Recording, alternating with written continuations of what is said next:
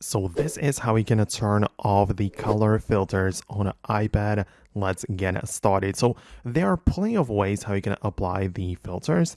Most likely what you mean is by going to the settings and then locating the accessibility section. Part of the display and a text size, you can find literally the color filters. And this can of course either be turned on or off, but there are also some intensity sliders and even a color adjustment, so you can switch to something else or turn it off completely. As I say, it's completely up to you, but still within the display and a text size, there are other potential color filters.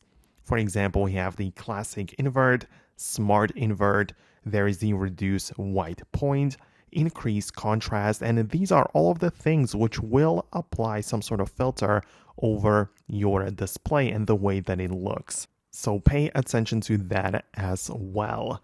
Plus, when you go to the control center and check out the brightness slider, you can hold down on it. And there you also have some additional things like the night shift, for example, which is technically the blue light filter. Then we also have the dark mode, which is not the classic invert, it's not the smart invert, but it's like a different way of inverting the colors, so you don't stare at the white screen during the night and it just turns it black.